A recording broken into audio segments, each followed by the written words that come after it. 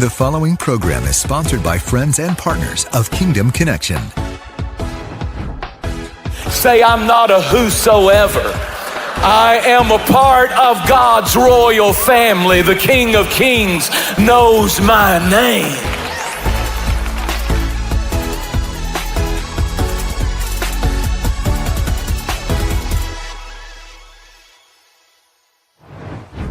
I want to talk to you today on the remedy to worry. The book of Esther is centered around King Ahasuerus, who is mean and he's a pagan and he is ungodly. There's nothing about him that seeks the Lord. He is what he is. And to show you how mean he is, when his wife, who was the queen, would not dance for the princes that the king had brought in and wined and dined them for 3 days. And in the conclusion, he wanted his queen to come out and do a vulgar dance, and she refused to do it. And the Bible said that he removed her from being queen. We don't know if he killed her or if he banished her, but she's never heard of again. He replaced her by having a beauty contest.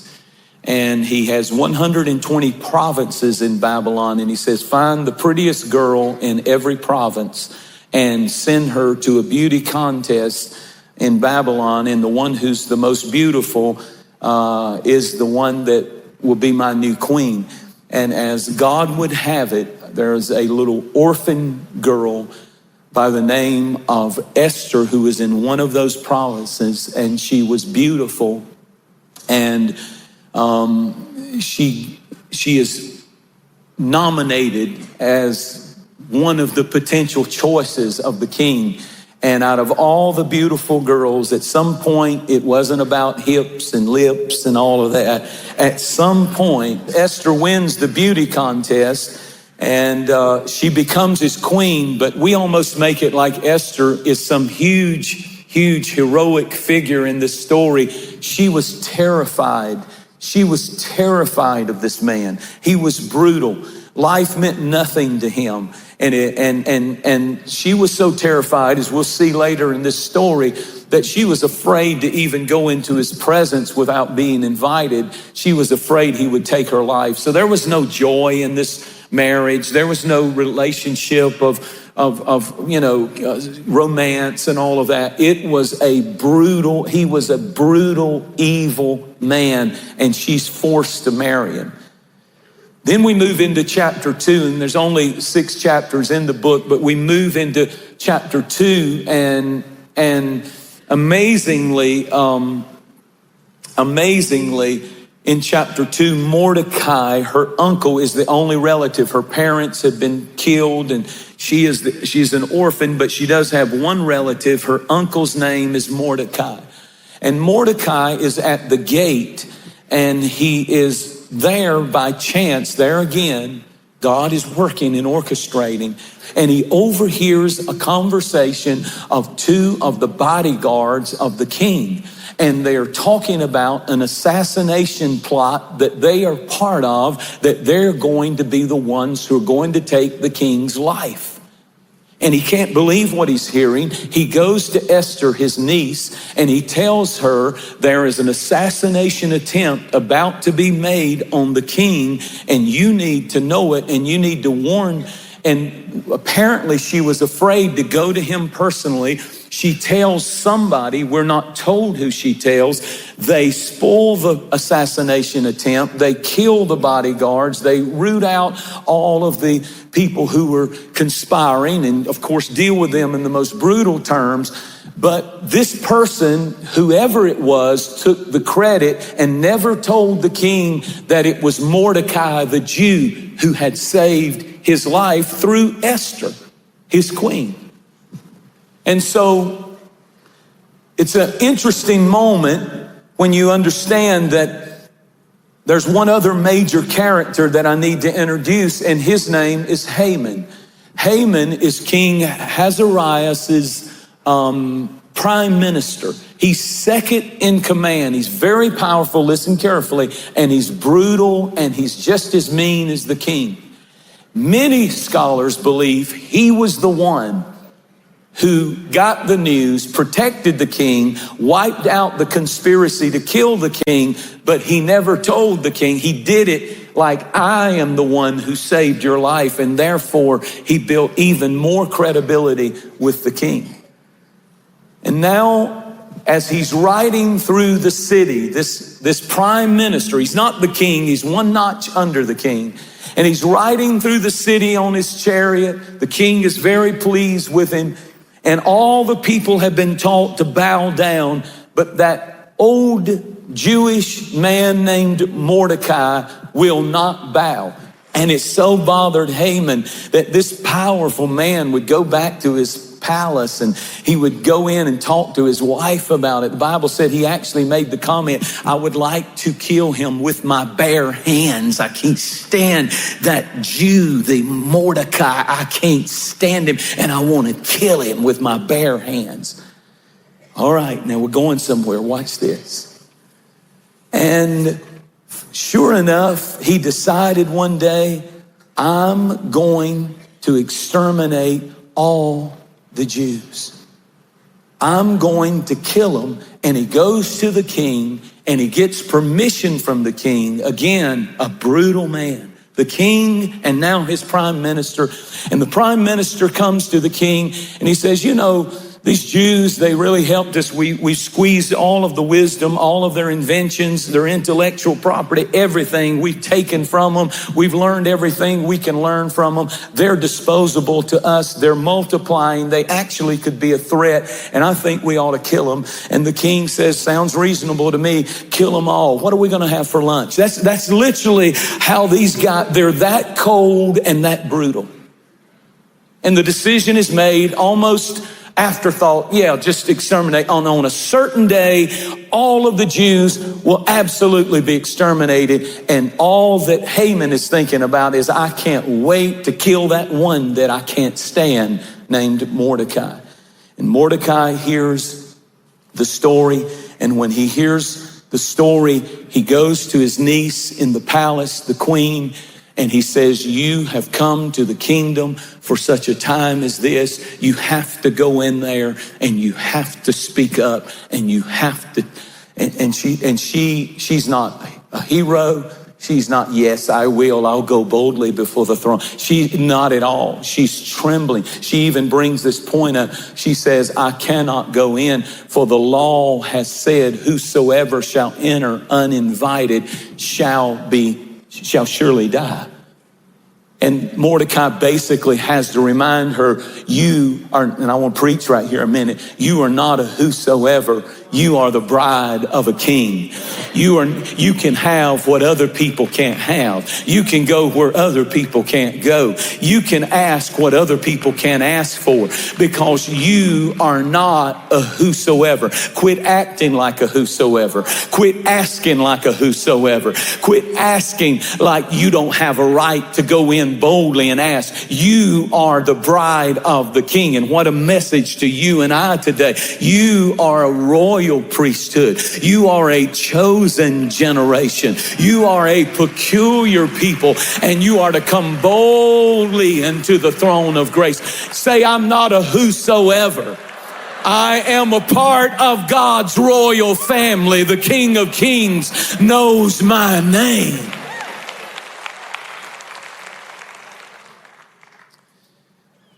She's trying to work up the courage, and finally, knowing that she said, fast for me. And everybody goes on a 3-day fast. And after 3 days, see this, she's a normal person. She's filled with worry. She's filled with anxiety. She's filled with, oh my God, this is horrible. And they're fasting and they're praying. And after 3 days, her courage is worked up enough. And she like a mouse, is kind of tiptoeing into the presence of the king. And when he sees her, he holds out the scepter, and she comes in and he says, what do you want, Esther? And why have you approached me? And she didn't have the nerve. She didn't have the nerve to say it. So she speaks up and she says, I want you to come to a banquet tonight. I want you, and I think because Haman was on her mind, I want Haman. You and Haman come to a banquet. I think she was just buying herself time. She could have cut straight to the chase. She didn't have the courage to do it. She was just buying time. And she walks out of there and wipes her brow and says, oh my God, I thought he was going to kill me right then. She has this huge dinner prepared. And Haman and the king come, these brutal, mean, wicked men, and they're sitting there, and she's there, and she's trying to figure out how she's going to bring it up, and they eat, and she wines them, and they drink, and I'm sure they were full of the king's wine, and it was a big night, and it was an enjoyable night. And knowing Haman like he's presented in the scripture, he's like, I am so special. I was the only one invited. There are no other princes from the other 120 senators and provinces. None of them have been. Look at me. Look at me. I'm sure all over his Instagram were pictures of the, you know. And he's like, look, I want and the word was spreading all outside. My goodness, look at Haman. He's the only one that's eating with the king and queen. He's a big deal. And so that night when he walks out of the palace after that party, it was so great and grand, and all the people have heard him. The moment they see him, the paparazzi are outside, the news is outside. They're all bowing down except for that Jew. He's standing there. And then you come to Esther chapter 6 and verse 1. This is where I've been working to. And that night, the king could not sleep. So he commanded to bring the book of the records of the Chronicles, and they were read before the king. That night, the king could not sleep. Everything is bad. Everything is messed up and getting worse. Everything is hopeless. Everything is filled with anxiety and worry. They're facing a slaughter. She's scared to death. And the only thing that saved their life was that night, the king could not sleep. He's tossing, he's turning, he has insomnia. And he calls and he says, I know what'll make me sleepy. Open the history books. The Chronicles are nothing but history books. It's like reading the Encyclopedia Britannica. I mean, who in the world wants to hear?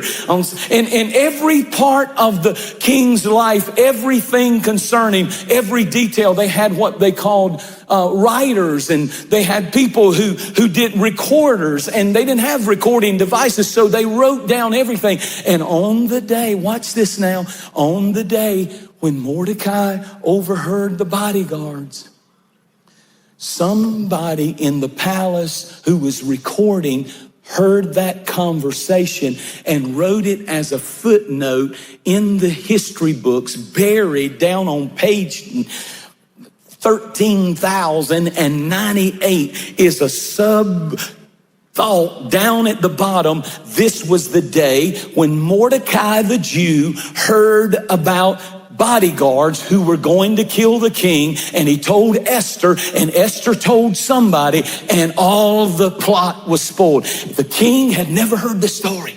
Now watch, y'all got to see this. Let me preach. Look up here at me. That reader just happened chance opens it and starts reading about Mordecai the Jew who saved his life. And the king says, wait a minute. What was done to reward that man? Has he ever come and tried to tell me the story? No, sir. He didn't want any credit? No, sir. Has he ever asked for a reward? No, sir. My goodness, he did it with no motive. I want to reward that man. What's happened to that man? Nothing, sir. Nothing was done to reward him. Nothing.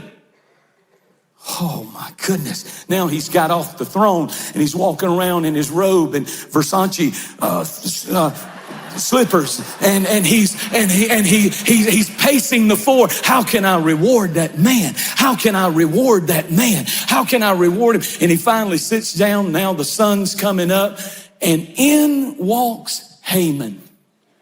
He's freshly shaved. He slept like a angel, and he feels good, and he walks in and he thinks, I just had the greatest night of my life, and tonight I get to do it all over again. I am something special. He walks into the presence of the king. The king looks at him. He's got black bags under his eyes, and he says, I want to ask you something, Haman. He said, what would you suggest that I do? Let's say there's a man in the kingdom that I really want to honor. And Haman, with his egotistic self, is thinking, oh my God. Now he's about to do a humble brag. I know it could never be I, but oh king, come on y'all, I'm working hard up here. Y'all sitting out there just like you at a movie. Where's the popcorn?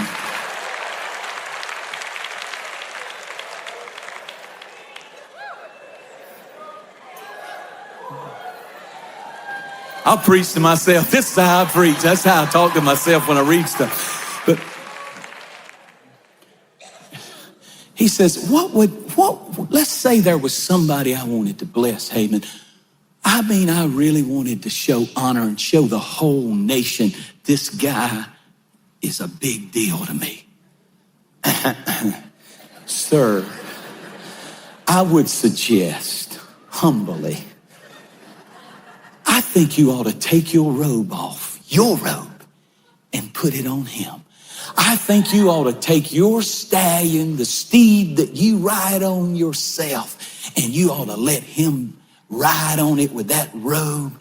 I think you ought to take some pipsqueak, some minor, lesser person, and let them guide the bridle of that horse on a rope and walk through the streets, and as trumpets are blasting, tell all the people, the man in whom the king honors is before you. And instantly the king said, that's brilliant, I love it. So here's what I want you to do. I want you to do everything you just said, Haman, but do it to Mordecai the Jew. And he said, by the way, I think you're important enough that you should be the one who's leading the horse, screaming the man who the king wants to honor. This is the man on the horse. Well, I don't know who I'm preaching to, but stuff you're worrying about, you've forgotten who your God is. You've forgotten how powerful he is. You've forgotten that when he speaks, seas open. When he speaks, mountains move. When he speaks, demons tremble. And no, the enemy's plot against your life will not be successful. God is fighting for you. Sit down, I'm almost done.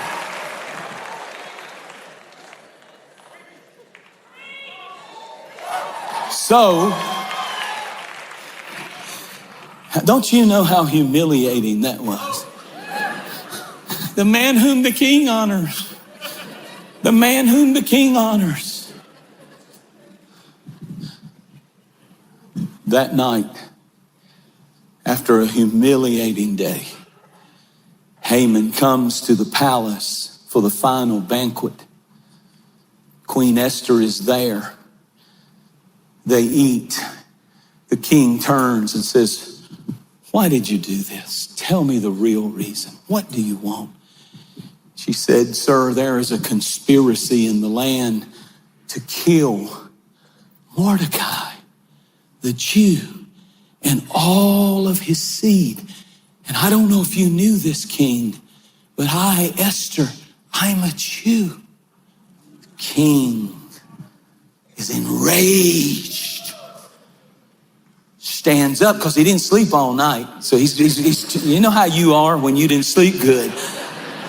Turn to your wife and say, I know how you are when you didn't sleep good. Turn to your husband and say, you're that way all the time. It doesn't matter if you sleep good or not. Can I finish? Here's the finish. He's so angry, he doesn't want to make a quick decision. He is smart enough to know, if I get rid of this guy, it's going to cause me a lot. So he gets up and walks out. He says, who was it behind this conspiracy? And she says, this one right here, Haman. He's so mad. He's just If he spit, it killed grass. He's so mad. He walks out of the room trying to pull himself together, and the queen takes off to her bedroom, and he follows her. Haman follows her because he's now all the tables are turned, and he falls on her bed. When she goes into her bedroom, she's sitting on it. He falls on her bed, and he starts crying out for mercy. And the king just happened at that time to walk in the bedroom, and he sees this guy on the bed with his queen. And he says, I was trying to figure out what to do. Now I know what to do. And the gallows that you prepared for Mordecai, guards, take him out and hang him right now on those same gallows. Now let me finish. So here's what I came to say. In a church this size, this 2,600-year-old story is not just a piece of history, but it's a reminder that you need to hear that you have a king who has intentional insomnia. He said, he didn't say I can't sleep. He said, I will not sleep or slumber because I'm going to walk the floor. And while you sleep, I am up and I'm planning and I'm plotting your comeback. I'm planning how that the enemy has constructed things that I'm going to turn for your good. I'm going to use them against the very voices that have tried to destroy you. Your king is not asleep. He's active. He has a plan. He's for you. In a crowd this size, there's some family that's represented that had a heated argument. Unkind, cruel words were spoken maybe even last night. And it looks like the enemy's gone wild in your family. There's somebody else here who's scared of a medical situation. You dread going back to the doctor. The C word, cancer, is tormenting you. You don't know what in the world. And the problem is real and it's being formed. And you feel like you're worried and you're full of anxiety and fear and worry. In a crowd this size, there's some parents that are agonizing over a teenager that's making crazy decisions. And you never thought you get one kid fixed and then another one acts up. How do you know? Because I raised 5 of them. You get one thing fixed and here's another one, and you feel like you're losing your mind. And where is God? His name's not even in this family, apparently. But he sent me to tell you that the one thing that turned the battle for Esther, the one thing that turned the battle for Mordecai, is that the king had intentional insomnia. How many of you are worrying about something? And there's only 2 reasons why people have insomnia. Something internal or external is bothering them. It may be something internal, it may be a disease, it may be something going on internally, or it may be something externally with people, relationships, job, family, but it's worrying you, tormenting you. Jesus said, come unto me, all you who are weary and heavy laden, and cast your worry on me, for I can handle it. And your king is not asleep, he's awake. The king can't sleep as long as you have a problem. You don't believe he loves you. You're not a somebody. You're the bride of the king.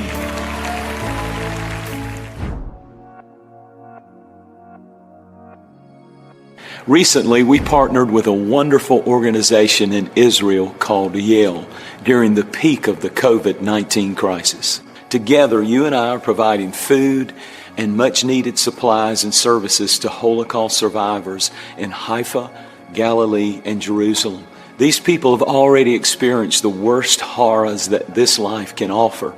And because you are committed to bringing comfort to the nation of Israel, these elderly survivors now have hope, care, and comfort.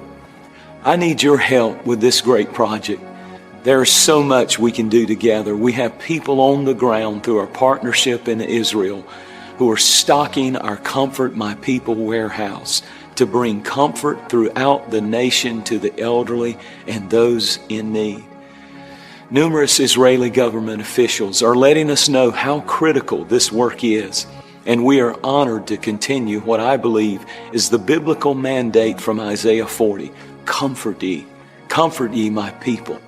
I was so honored to receive this special greeting all the way from Israel on your behalf. I wanted to share it with you. מר ג'נסן פרנקלין היקר, תודה רבה לך על תרומתך לעם היהודי במשבר הקורונה. בזכותך, אלפי ניצולי שואה זכו לארוחה חמה בימים קשים אלו. תודה לך על העזרה שלך, יישר כוח, בעזרת השם נעשה ונצליח. When you send your best gift today, we have some special gifts to honor your commitment, bringing comfort to the nation of Israel. Here is my announcer to tell you more. There are more than 190,000 Holocaust survivors living right now. And with every passing hour, one of them is entering into eternity. We are losing these living treasures every 60 minutes. The hidden tragedy is that far too many of these precious people are living out their final years in loneliness, isolation, lacking even the basic necessities. That's why we've partnered with Yell. This organization has identified the most needy of these Holocaust survivors living in Israel and is providing boxes of food and household essentials to help fill the void in their lives. So in thanks of your gift of $50 or more today, we will send you Jentezen Franklin's brand new teaching, Miracles in Your Home, with worship from Matt Redman, a candle declaring there is no limit on what God can do, and a beautifully designed scripture art. With your gift of $300 or more this month, we will send a 21-day companion devotional, an authentic Jewish mezuzah, handcrafted in Israel, and a 365-day devotional, as a thank you for your generous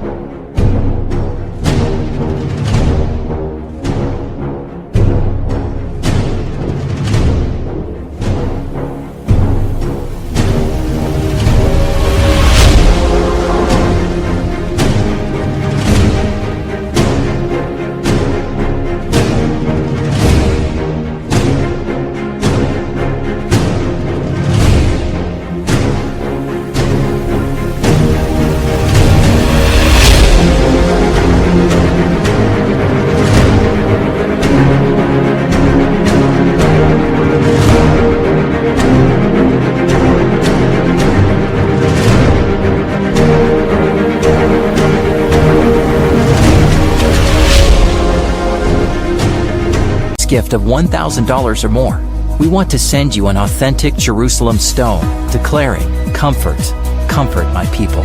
We'll also plant a tree in your honor in Israel.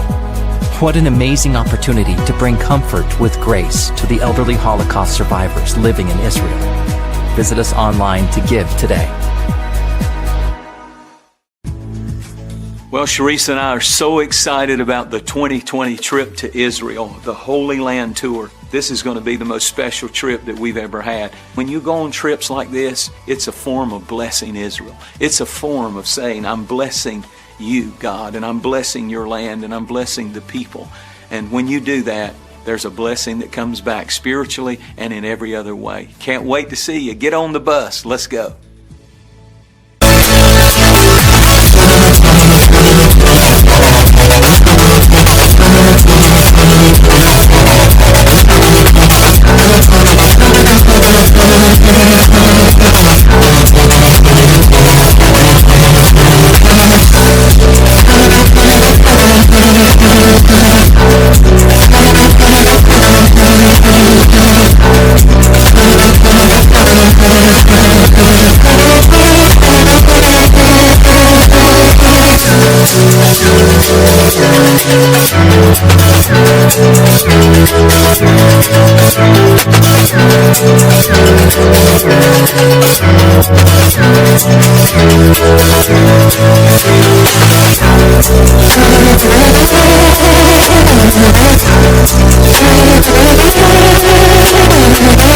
Jentezen.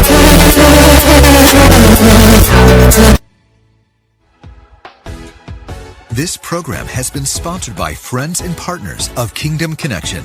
We hope you've enjoyed this teaching by Jentezen Franklin, and thank you for your continued support of this ministry. Your prayers and financial support make these programs possible. For more information about this message and other ministry resources, visit us online at jentezenfranklin.tv.